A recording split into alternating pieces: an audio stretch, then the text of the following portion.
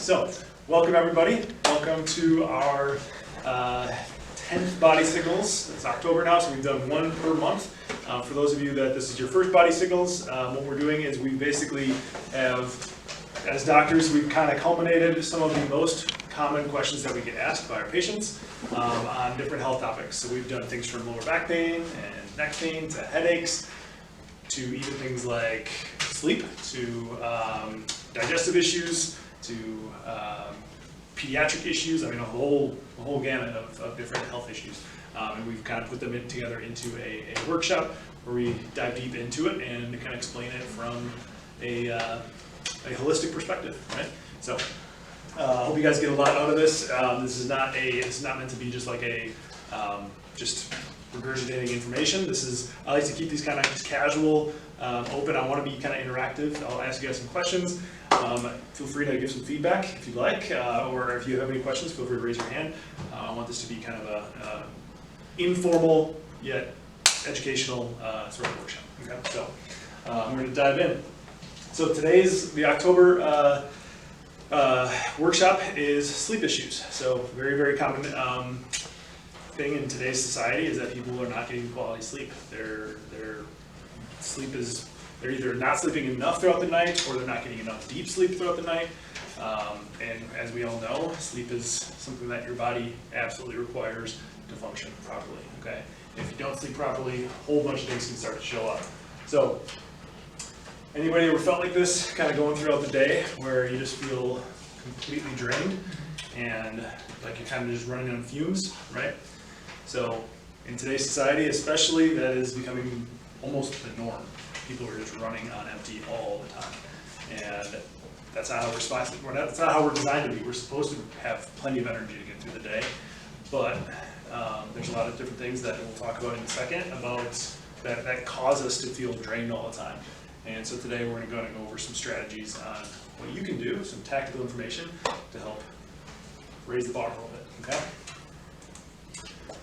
So, some of the things we'll go into will be some of the specific conditions that we'll go into is sleep apnea, thoracic outlet syndrome, and restless leg. These are some of the most common things that we see in our practice that cause disturbance in sleep. So we're going to dive into that very, very deep. Now, why do we call it Body Signals? Why do we call our entire 12-month series called Body Signals? Why is that?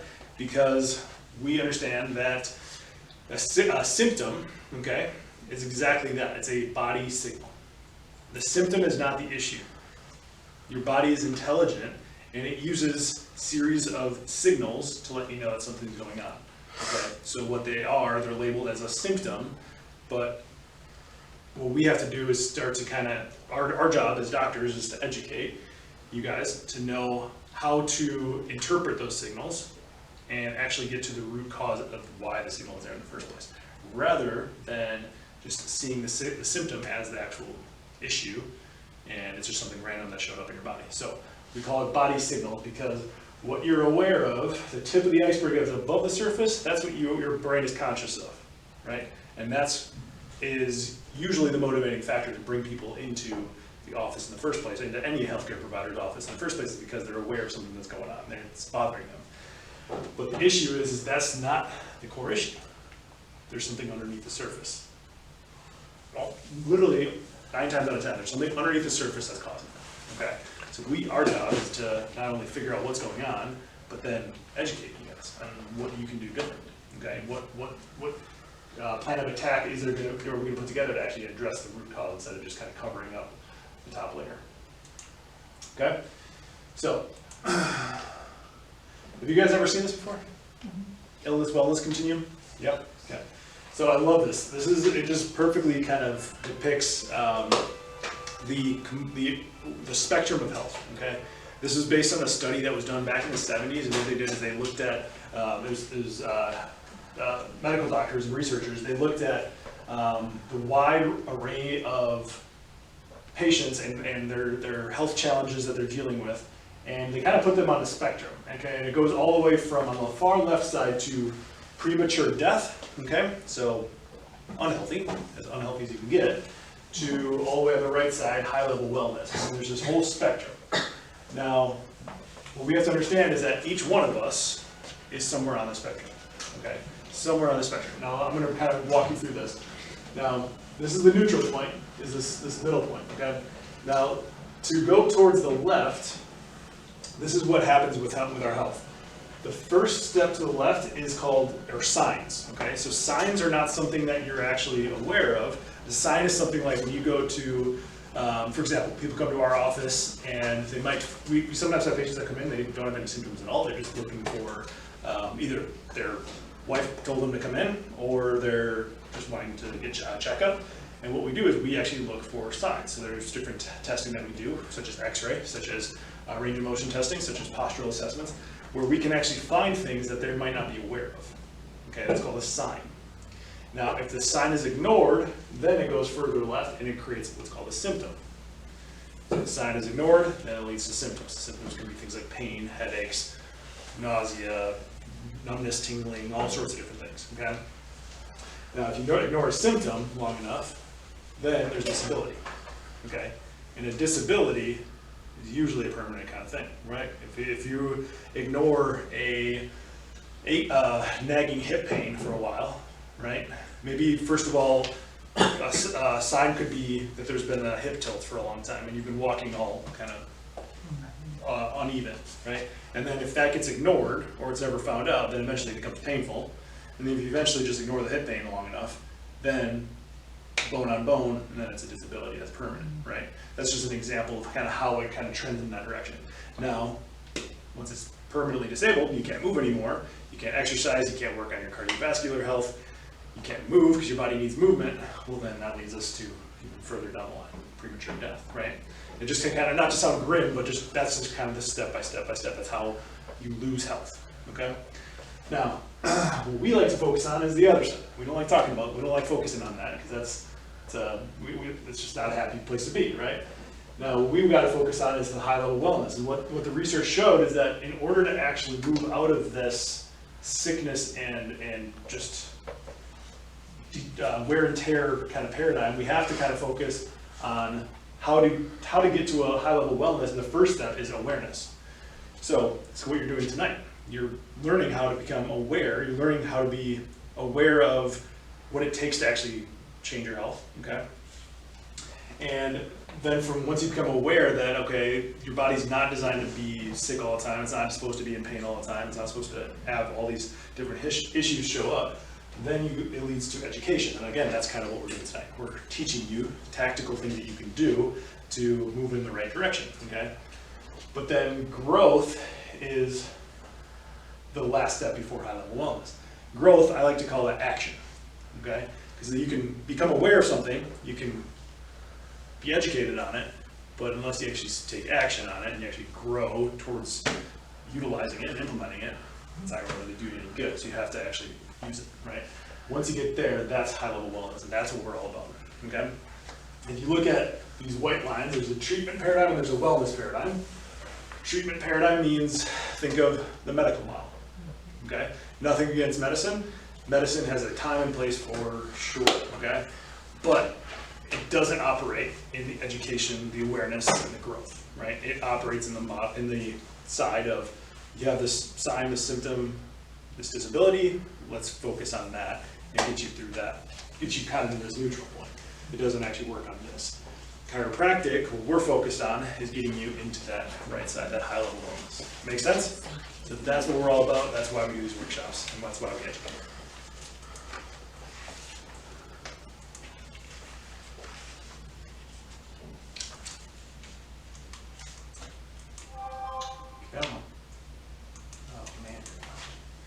Just a second. It's working on that little screen. I know it's working on the other screen, but it's not casting up to be. Lexi, would you go and get the HDMI cord that's in behind the computer of that room, please? Yeah. Shannon, stop casting my Because you guys have the printout, I'm going to just go through it. And we'll get it connected to the big screen TV here. But it's a better premise, yeah. It's connected to the TV as well.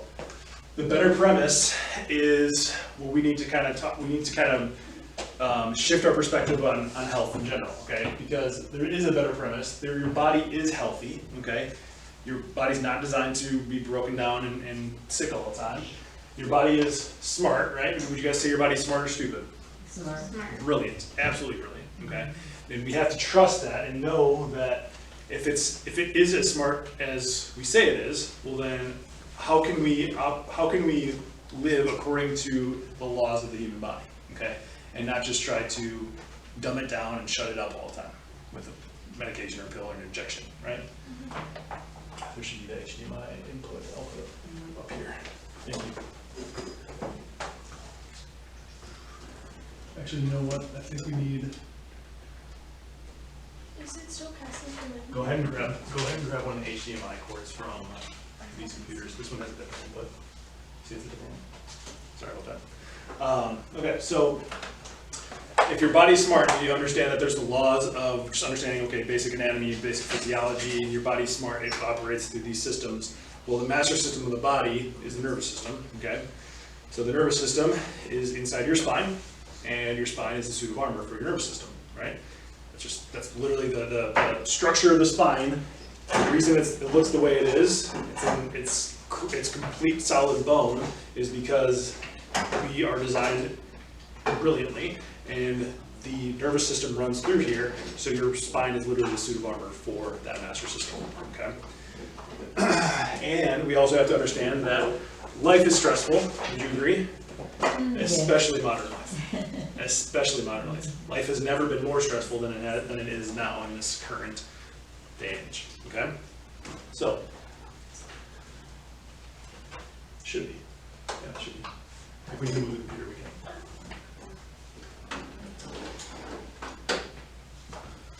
And then what we'll do is we'll just go ahead and, or even if you need to put it up.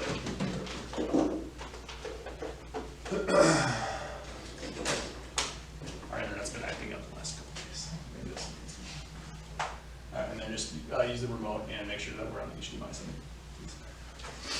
Toxins and trauma, okay? 3 different types of stress. Now, traumas is kind of an easy one. When we think of stress, a lot of times it's easy to think of like, okay, a car accident. Makes sense that it puts stress on your body, right? Okay. Even things like sports injuries, right? Pretty common sense. But the other things are going to be the smaller stresses, even like our posture. If we're sitting down in a computer all the time and we're driving all the time, well, that we call micro traumas, that rounded forward position puts a stress on our body. Now, our body interprets any type of stress the exact same way. That's what's really important. Your body will interpret a physical stress the same way it interprets a chemical stress, the same way it interprets a emotional stress. Okay, thoughts, traumas, and toxins, right? We call them the 3 T's. So toxins are going to be things that you ingest, things you put in your body or you inhale. So medication, foods that we eat, what are we drinking, what are we breathing in? Those toxins are also perceived as a sort of stress if they're bad, right? And also thoughts. So what are we feeding our body? What are we feeding our mind, right?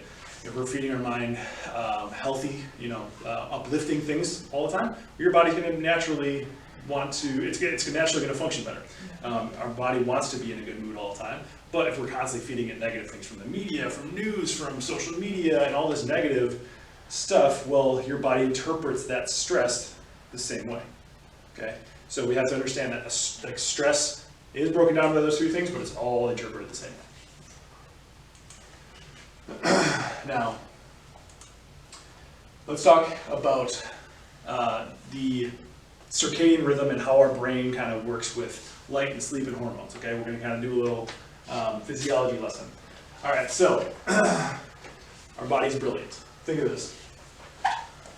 When a light, okay, when it's sunlight, that's how we were designed. It was supposed to be sunlight all the time, but now we have artificial light. When light hits our eye, and that nerve signal gets sent into the brain, okay, we have different glands in the brain that have a kind of a cascade, a mechanism that all work interchangeably. Okay, there's this very delicate mechanism that happens. So there's this little tiny gland called the pineal gland, okay, and that's important for melatonin. You guys ever heard of melatonin? Yes. Okay, just think of the sleep hormone, right? So pineal gland creates melatonin, but what happens first is it hits the pituitary gland. Okay, now the pituitary gland it's one of the most important glands in the brain, and what happens is it actually communicates with the liver and the adrenal glands, okay? Adrenal, think of what is a chemical naturally created in your body that has the word adrenal in it?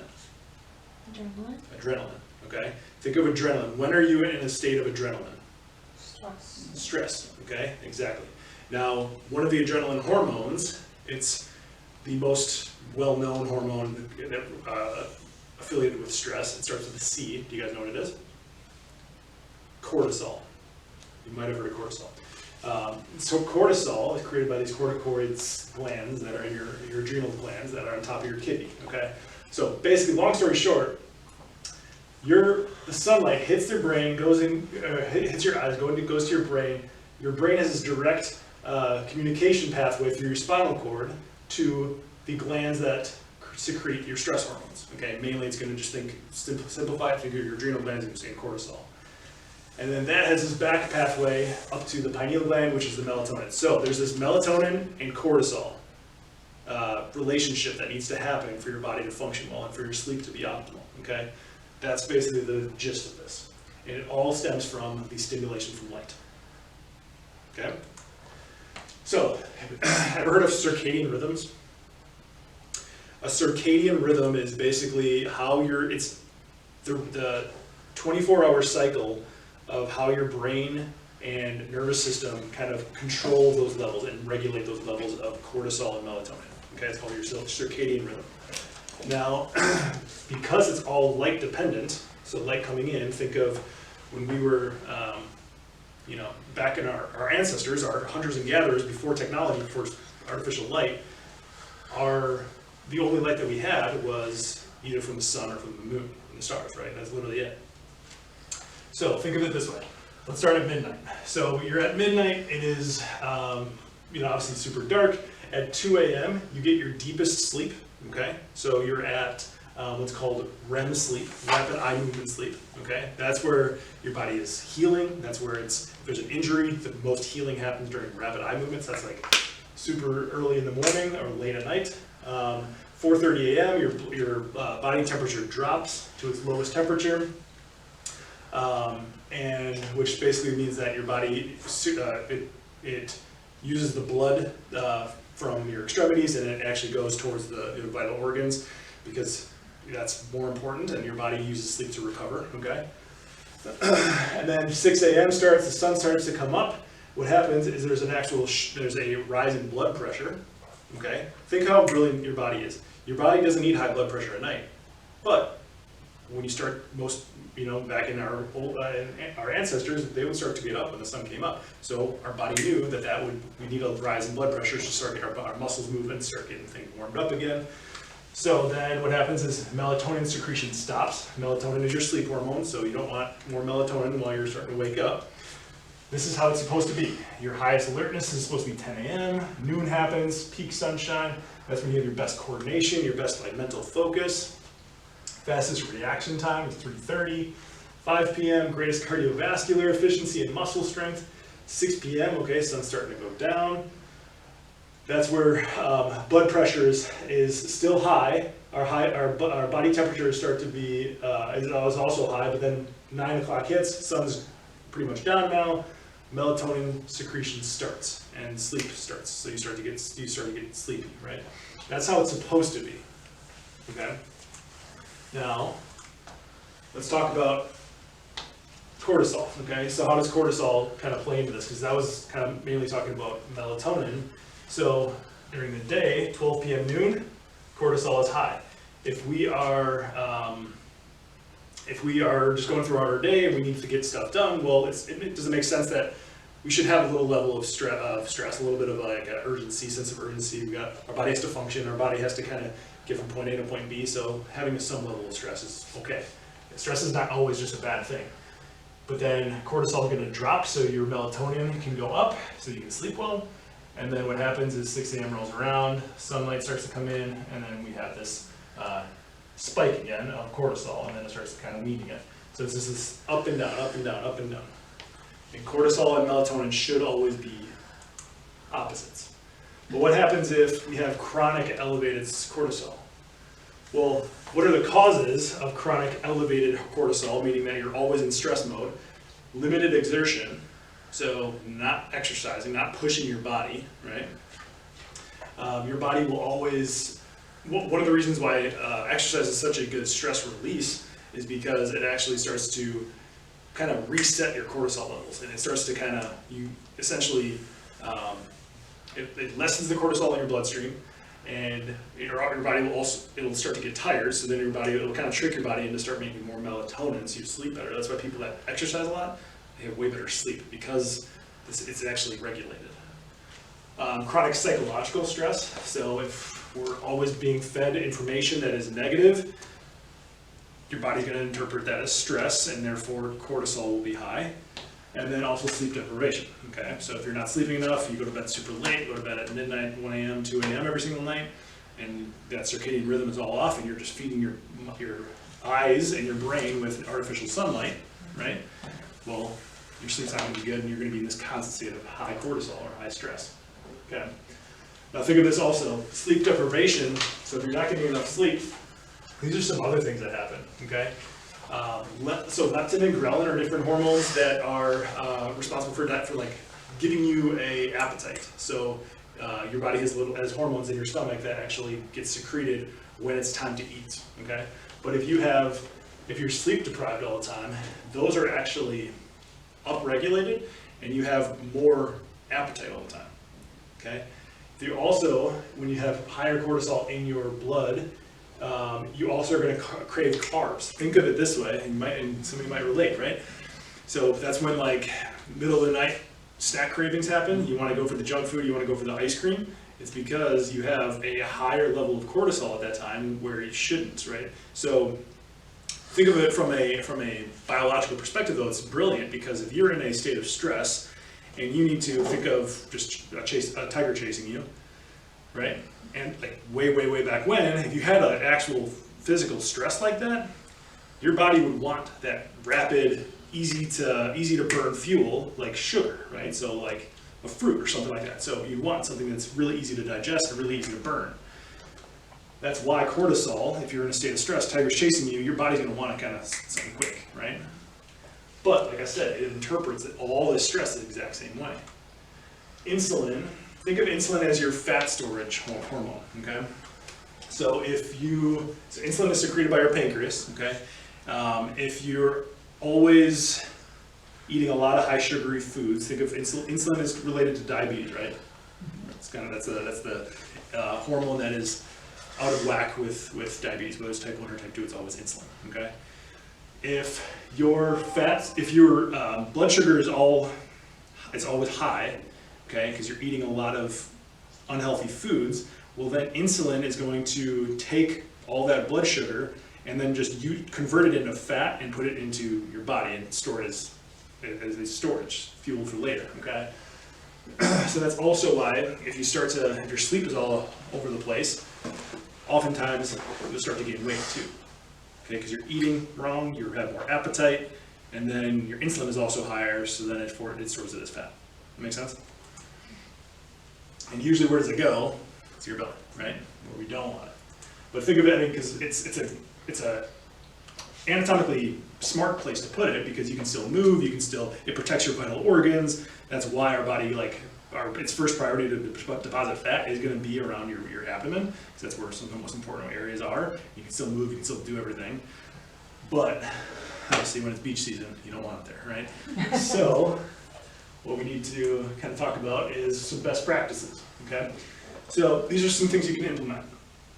You can use the circadian rhythm as a guide. Those time frames that are on that rhythm on the slides there, use that as an idea of like, okay, well this is how your body's designed to kind of operate. These are the cycles that it should be in. Well, try to match it as close as possible, right?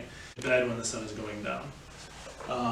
Try to get 8 to 9 hours of sleep. We have technology nowadays that tracks all of this, right? It'll track your heart rate and your REM sleep and all this stuff with like Fitbits and even Apple Watches and everything. It's all trackable. Try to make sure that your the room that you sleep in, is dark, quiet, and comfortable. We shouldn't have constant stimulation all over the place. Try not to fall asleep with the TV on, because that information, it's still gonna, the noise and everything, it's not gonna allow your body to get to full REM sleep, because it still is processing it, even though it's subconscious. And E-fast is like electronic fast, okay? So fasting isn't just for dieting, right? And E-fast is like, for 20 to 30 minutes before you go to bed, don't look at your phone. Put the blue light away so your body can actually start to calm down and start to kind of get into that harmony with the natural light that's still out there, right? So try to use more natural light. Another thing, if you're somebody that has to read before you go to bed, just to kind of get your body to wind down, use a red light. You can get a red light book reading light, right? That you clip to the back of your book. That's what I actually use. I found it to be awesome because it's this little red light, and what happens is the red light is actually, it doesn't interrupt your circadian rhythm, because it's seen as there's a few different like hypotheses, but basically if you're in the womb, the baby sees light coming in through the mom's like skin and everything as red. So it's actually a calming effect. Okay, that's why a lot of times if you have a newborn, Amanda, pretty soon. If you have a newborn, they recommend having, if you're going to have any sort of light, have it be a red light, because it actually has a calming effect. In the room? Yep. So a red light is helpful. Also reducing alcohol and caffeine, okay, or at least in moderation. Try not to have caffeine within 4 to 5 hours before going to bed, because that can also affect the circadian rhythm. And then your household culture, right? Making sure that, you know, you have a good support system, that you have, you know, your marriage as well, and you know, we kind of put this in as a joke, but if you're gonna have a drink early, right? Don't drink right before bed. Try to get more sleep, try to get 8 to 9 hours, or add another hour, have more sex, right? These are things that, it's good for our body to do these things, right? And your body is supposed to, you know, it's not like you have to stay away from all the fun stuff, but just do it at a good hour. Do it at a time that's not like in the middle of the night and all that kind of stuff, because that's going to mess up your whole sleep cycle. So, is that helpful? Yes. Okay, awesome. Sleep issues. Let's go into some of these conditions. First off, you guys are all patients, so you kind of understand some of the basics of the nervous system. As a brief refresher, for those of you that are not patients, there is a nervous system inside your spine that is controlling everything. It is your master system of your body. Your brain has little nerves or your nervous system has nerves that come out on each side that coordinate and control every organ and cell in your entire body. So every organ is controlled by the nerves that exit your spine. Okay. Now, if we were to snip one of those nerves with a pair of scissors, if it's the nerve that goes to the heart, do you think the heart's going to function well? No. If you snip the nerve that goes to, let's say, the adrenal glands that secretes cortisol, do you think your hormonal levels are going to be optimal? Okay. So we don't go in there and snip anything, but what we have to understand is there can be a reduced communication at the spinal level. Okay. If a vertebrae, one of these white bones, are out of place and it's impinging on the nerve, it's a very similar concept as cutting off communication, okay? And that's why, as chiropractors, we are working on the spine, but the only reason we're doing that is because it's actually protecting your nervous system, okay? So people think of us as like back doctors. We're actually more nervous system doctors, okay? But it's because we work through the conduit of the spine. Make sense? Okay?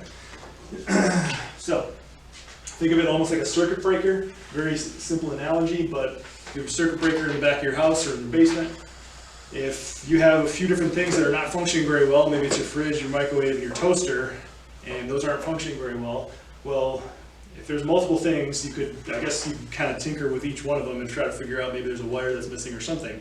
But it doesn't make more sense to, well, maybe there's something going on in the breaker, right? Where the root of everything is. So what we find is that if there is some sort of dysfunction happening at the breaker level, and you flip it on and it's actually starting to restore that communication again, well, then your body's going to have natural ability to function better, right? Same kind of concept. So, big idea. Let's talk about first subluxation, okay? Subluxation is that term that I just talked about, when a vertebrae is misplaced. It's out of its normal alignment, and it creates a irritation or interference to the nervous system, okay, resulting in different dysfunction in the body. It all starts with a joint misalignment. A joint misalignment can happen from types of trauma. It can happen from slip and fall car accident. It can oftentimes happen from just a lot of slouching, a lot of repetitive bad habits. It can also happen just from the things that we're eating. If we're not feeding our body very well, our muscle tone changes. It starts to pull things out of alignment, and even our psychological. So those stresses create the joint misalignment.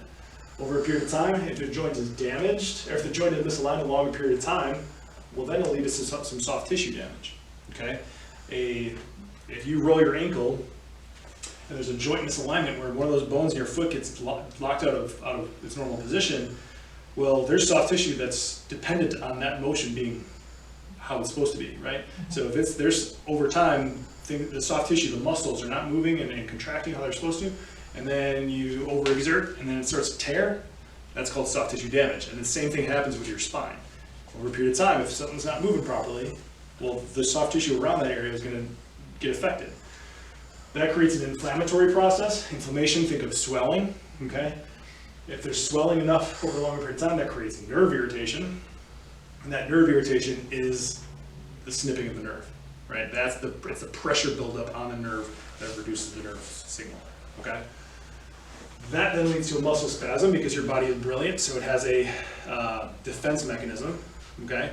A lot of people think, let me ask you guys, is a muscle spasm a good thing or a bad thing?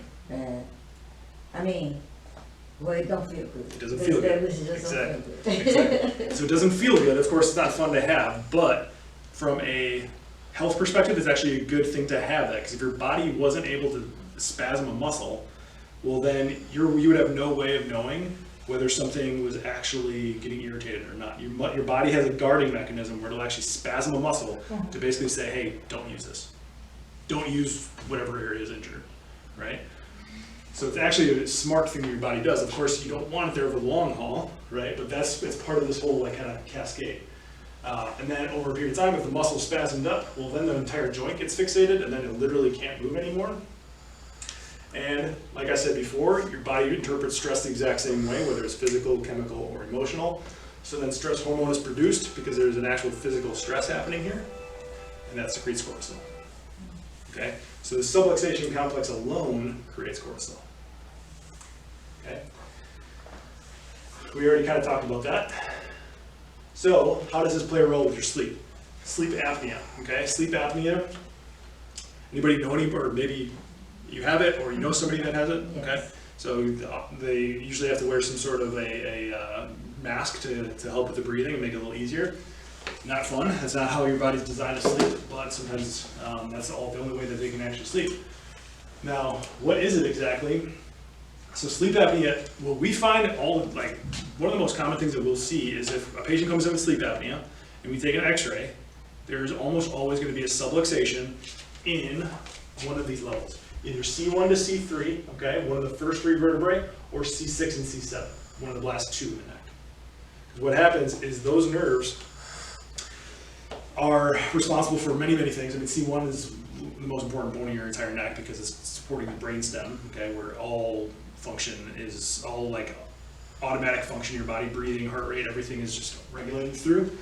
But also C6 and C7 have nerves that go all the way down, they go into your chest, they go into your arms. But if there's a lot of compression on those nerves, your body is not going to be able to fully inhale, okay? Think of it, this is a little exercise you can do right here, okay? So, sit up nice and straight, okay? Feet flat on the floor, okay? What's going to happen, so what I want you to do is jut your head out forward, okay? So we're affecting the alignment of your neck, and now try to take a deep breath. Okay. It's restricted. Now pull your chin back, almost like you're going to give yourself a double chin, okay? Better spinal alignment. Now I'm trying to take a deep breath. See how much easier that is? Okay, so sleep apnea. Look at this guy. You see how his neck is tilted? Yes. See that? Breathing. What's that? Even with the apparatus there, he's still not breathing. Exactly. And this is what we see, because people are sleeping improperly. They're not sleeping well, right? They're using way too, their pillows are wrong, the head is forward all the time. A lot of times though, it's not just the sleep, it's their lifestyle, because they're like this all the time, they're looking down at stuff. And so they're literally, their spine starts to mold. So if they had a pillow to lift them up a little bit better, you know, would they'd actually get more air, or would they still need the machine?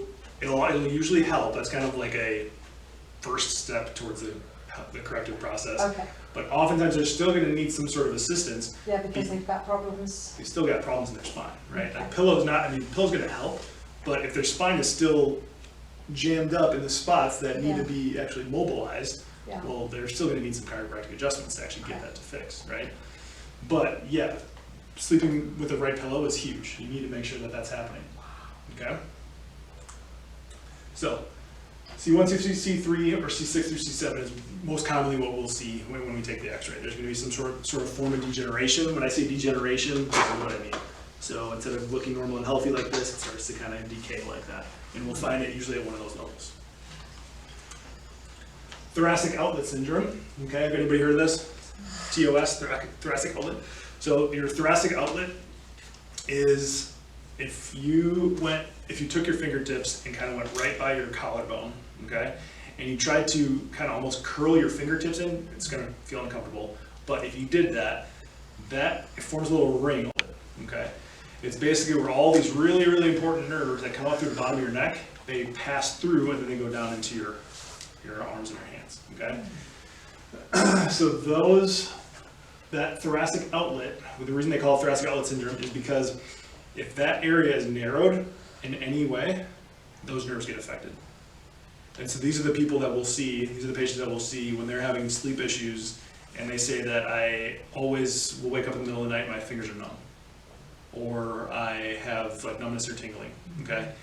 That's a thoracic outlet issue, okay? And so usually we'll see some T5 to T9 issues. The reason that is, the T5 to T9 is right through here, okay? It's like right between your shoulder blades. So if you think of T5 to T9, how can that get affected? Well, just looking at an everyday position, okay? So T5 to T9, look right through here on me, okay? Right through there. If I'm sitting up well, versus I'm not, and I'm like this all the time, does it make sense how that's gonna get affected? That's gonna get out of alignment over a period of time, right?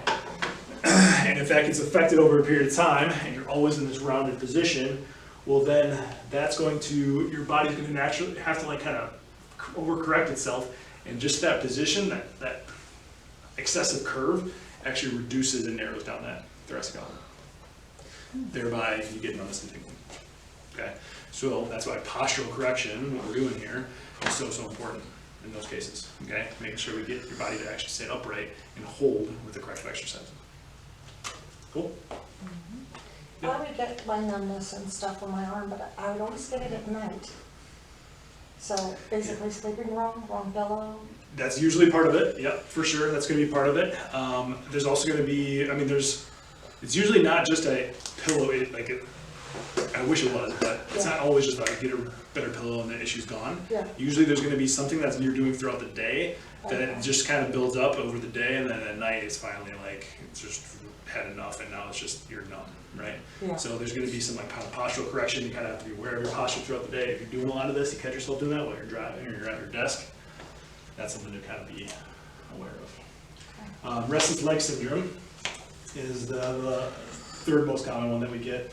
Now, I mean, you ever see those people that are like sitting down and they're literally just all like this all the time? They're just always like kind of like going crazy. So that is kind of a sign of restless leg syndrome, and the issue where it becomes debilitating is when it's actually happening at night, and then literally just never calms down, okay? So L4 through L5 and S1 through S3, basically the bottom half of your lumbar spine and into your tailbone, that whole area those are the nerves that form your sciatic nerve, okay? And it goes all the way down. So if you start to get either numbness or tingling, or your body, you just feel like you need to kind of constantly like kick and feel like you need to kind of get your leg moving, that's called restless leg. You just need to kind of move your leg all the time. That is usually an irritation actually to one of those nerve root levels in the bottom of your spine. So when we take an x-ray, that's mostly what we'll find. So again, subluxation, if there's a nerve irritation happening that's affecting the spinal cord of the nerve, on an x-ray, that's how that will look. But if it happens over a period of time, it affects your body's innate ability to heal and remain healthy. Causes of subluxation, most often is going to be a bad habit. Bad, accumulated habit over time. Just look at, this is actually based on a study of like the physical stress that happens on your spine, the more and more your posture shifts away from normal. Your ear is supposed to be over your shoulder. If it goes forward, every inch it goes forward, it doubles the weight of your head. So if you weighed your head on a scale just right now, and it weighed 10 pounds, let's just say, and then it goes forward 1 inch, it's now 20 pounds on your spine. 3 inches, 30. So it just consistently goes up and up and up and up. So that's when you see those people that are walking around like this all the time. It's literally, you'll take an x-ray of their spine and there's literally no more discs. It's just completely bone on bone. And that's something that we can't actually fix anymore with chiropractic. Okay. So how do you actually correct the cause? Well, we teach you guys the three-legged stool, right? It's the simplest way to get the message across. That these are the three things, the quickest path to success is doing these three things. First, you gotta break your bad habits. Not only your posture, not only your sleeping position, okay?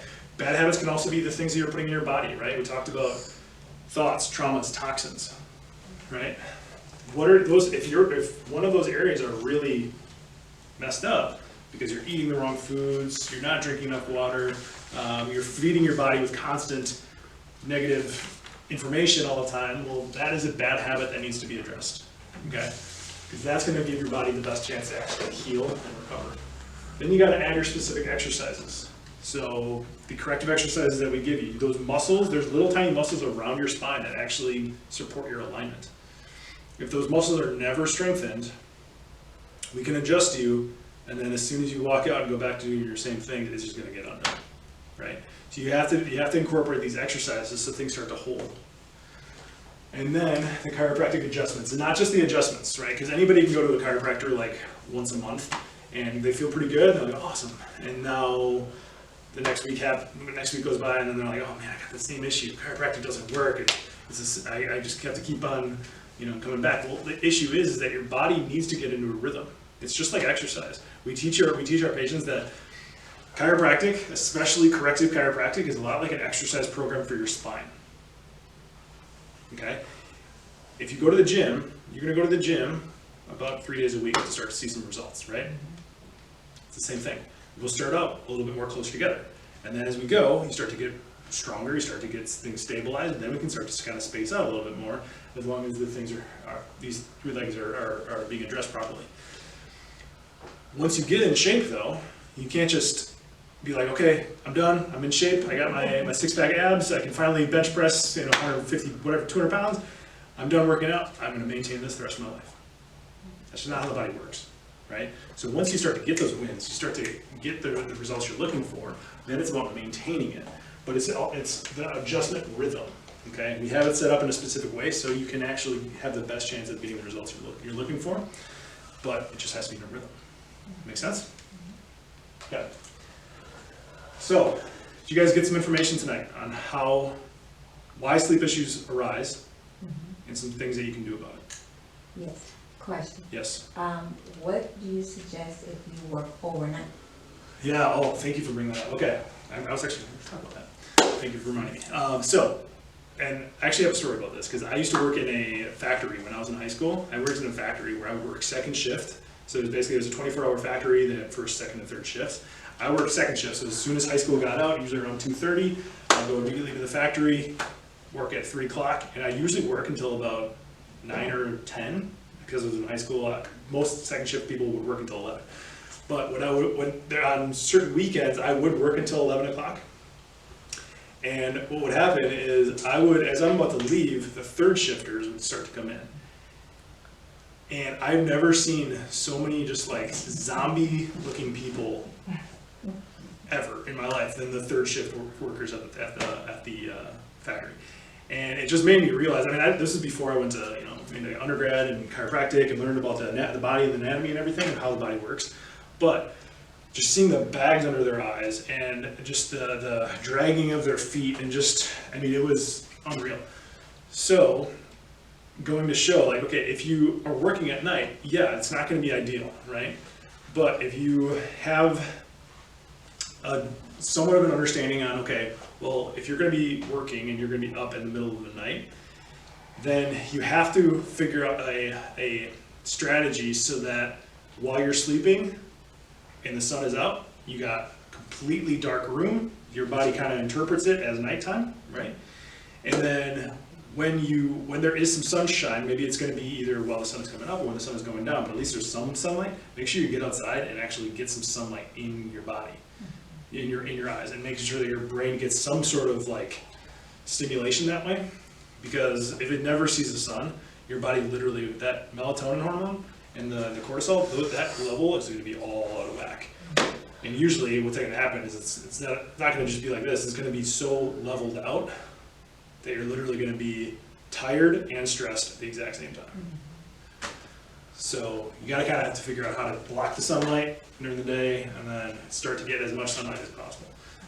But that's just not an ideal situation. I know some people that's their only option, but yeah, it's kind of tough. But that's what I would recommend. Make sense? Thank you. Of course. So, does getting adjusted help with your sleep? Absolutely. We're not just putting a Band-Aid on things. We start to kind of get down to the nitty-gritty and the root cause of a lot of the issues. If there's stress in the nervous system, your body's not going to have a chance to actually function how it's supposed to.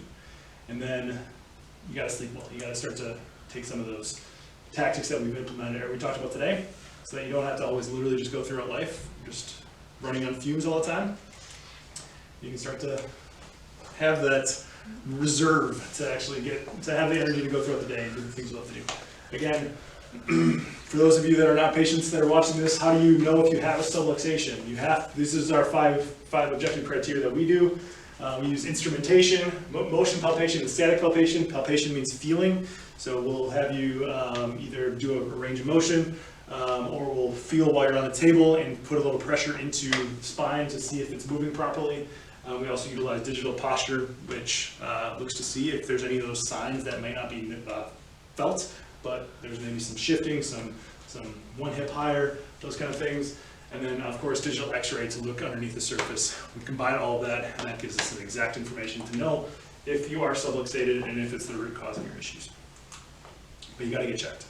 Because one of the most common, really one of the most dangerous things to do with your health is to just assume that maybe it will get better, right? It's the most dangerous phrase out there as far as health comes is maybe it will just get better on its own, right? Because if it's not addressed, well, if you're not addressing a symptom or a sign, what happens after that? It leads to disability, and after that, premature death, right? And not to end on a gloomy note like that, but it's true. We're passionate on helping people get their health in the right direction, and in order to do that, it takes becoming aware, becoming educated, and then putting it into action. Okay? So, information tonight, you can kind of implement, you don't have to implement all of it, but one little shift in the right direction will make a huge, huge difference, I promise you. And like I said, we're here for you guys. We want to help you out as much as possible. We want to help out people in your life that are important to you. If you know anybody with a spine that is dealing with some health issues, we're here to help, okay? Yeah. Quick question. Yeah. Any suggestion on pillows? Yes. So pillow usage or pillow type, we don't have a brand affiliation that we promote or anything like that. We just want you to have a contour pillow, so something with a bit of a groove that's made from memory foam. And then when you're on your side, you use the thick edge, and when you're on your back, you use the thin edge. That's kind of the rule of thumb. But it's a memory foam pillow that has some sort of support and firmness to it. And a body pillow? Body pillow is good if you're on your side. That's the only really position that you need it. If you're on your back, put a couple pillows underneath your knees to get take some of the pressure out of your lower back. But yeah, the first thing you gotta make sure you're using some sort of contour pillow to support, not support your head, but support your neck. Most pillows are just designed to support your head, and that's where you start to see that kind of leaning forward. Oh. So Okay? the thick side is when you're on your side or your back? Thick side is when you're on your side. Think of it like this is the mattress right here. Uh-huh. Look how much space there is to fill up. Obviously, I'm larger than an average person, but no matter your body type or size, this space is always gonna be more than the space between the back and the back of your neck. So that's why you use the thin side when you're on your back, because this isn't that much space. Your thick side is when you use it on if you're laying on your side. So if you're laying on your side too, like, you know, you kind of like crunch like Yep. this with your shoulders, like is there a way to like help with that, or Yep. is that okay, or what? So the best way to do it is to have a bigger pillow. So you can always add a pillow. Just don't, as long as your spine is in neutral, you can always add a pillow, a support pillow. No matter like where, if you need to hug a pillow, that's what we would recommend. You grab a bigger pillow, like maybe one of the like decorative kind of throw, whatever they're called, bigger pillows, and you're gonna hug it so it supports this and you're not collapsing your shoulders down. If you're laying on your side also, you wanna make sure that this space is protected, okay? You don't wanna let this happen. So then using another thick pillow in between your legs, in between your knees to kind of protect that alignment, because as soon as you do this, it's gonna twist your pelvis and it's gonna start to actually tense up the lower back too. Okay. So just think of looking at yourself in the mirror and looking at the space between your knees. Use a pillow that's about that thick, and look at the space between your edge of your shoulder and your neck, and using a thickness of a pillow that's like that, without letting your head going in or out. That's why the contour is really good. Okay? So, if you guys have, if you don't have any other questions, then we're all good. If you have any more questions, I'm here for you. If you guys know, we're also starting a corporate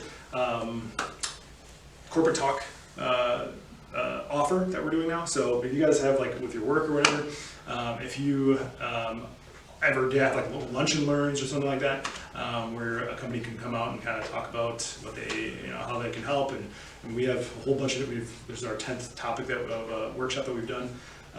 We can usually shorten them up to like 20-30 minutes, but we are offering that now. So if your work is something that they allow or they're willing to do, what we do is we come out, we actually buy lunch for the whole crew, and go in front and talk for like 20-30 minutes and just kind of give some information that can help them kind of improve their health. And if you know anybody that's is looking for some chiropractic care on your way out, Shannon will give you a gift card, and it's good for the next couple of weeks. But they can schedule their first appointment. It's completely complimentary on us for X-rays and everything. Okay? So the corporate thing, it doesn't cost anything to have you guys come out? Yeah, it's Okay. completely on us. Okay. So yeah, what we do is we just you just let us know if, first of all, if it's possible, if they allow it, and then what we do is we just get a head count. We buy lunch, bring it out to everybody, and then we just take the floor for like, usually it's about 25-30 minutes. Okay. Cool. So just, if that is the case, just let the girls know up front, and then we'll work on getting that scheduled. Thank you. Awesome. Thank All you. right, guys. Thank you so much.